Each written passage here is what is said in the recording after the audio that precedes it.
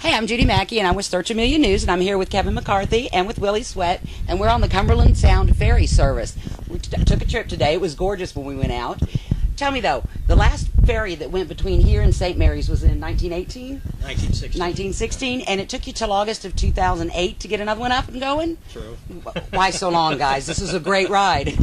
Well, it actually died. Its ridership died in 1916. The automobile came along, and everyone decided they could go by car rather than by boat, and so it literally died.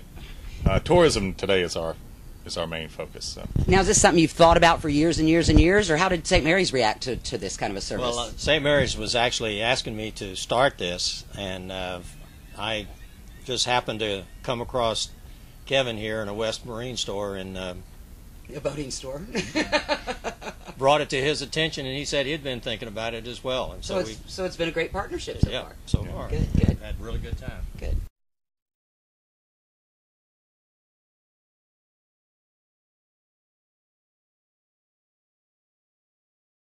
Now, you guys have two different tours that are available.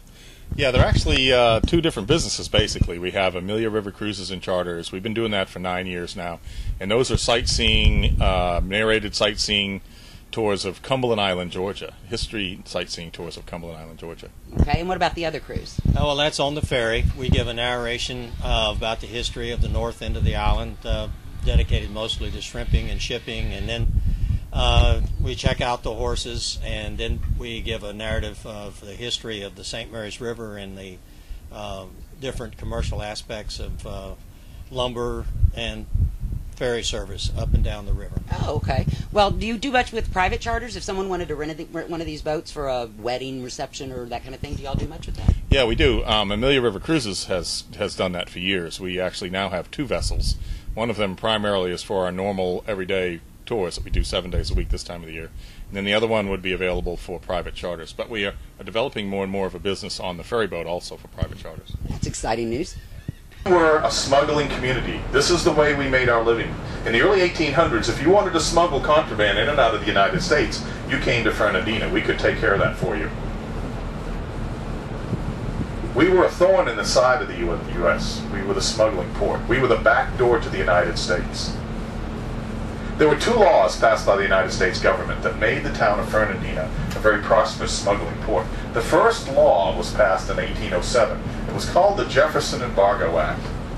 And during that period of time, Fernandina became the busiest port in the Western Hemisphere. 300 ships a day could be anchored up in the harbor. They were all involved in smuggling products in and out of the United States. U.S. ships would sail into the harbor that were willing to smuggle products. Foreign flagged ships, Spanish, English, French, would sail into the port of Fernandina. It was illegal for them to go into the United States, so they came here. Can you imagine 300 shiploads of sailors hanging out in this little town every day? It was a friendly little town. There's a street behind the trees back there. It's called Ladies Street. I'll let you figure out where the name came from. There weren't many ladies on Ladies Street. So when we were out today, we saw a lot of different wildlife. Tell us some of the things we saw, because I won't remember all of this when I get home. What were some of the birds we saw? Yeah, we saw a lot of white ibis today. That's one particular bird that we see a lot. We do have different times of the year. We have different migrating birds here. So the wildlife that we see the most are the birds. We saw the osprey. We saw an osprey feeding along the shore. They're large Seahawks. We did see some dolphins along the way today. Another creature is the manatees that are here in the summer months. And we saw a turkey. We did see a turkey on Cumberland Island. We see a couple more on the ship. lots of sea turtles and manta rays. Sometimes will jump in the sound. So they're fun to watch. That would be fun to see. They are. That would be fun Exciting. to see. Now, it's a wilderness. We have lots and lots of wildlife living inside of Fort Finch. We have deer and hogs and bobcats, armadillos, rattlesnakes, alligators, raccoon, possums, and coyotes. Likely the rangers tell me now they have spotted coyotes on Amelia Island. All of these creatures I mentioned swim from island to island. Yes, even pigs swim.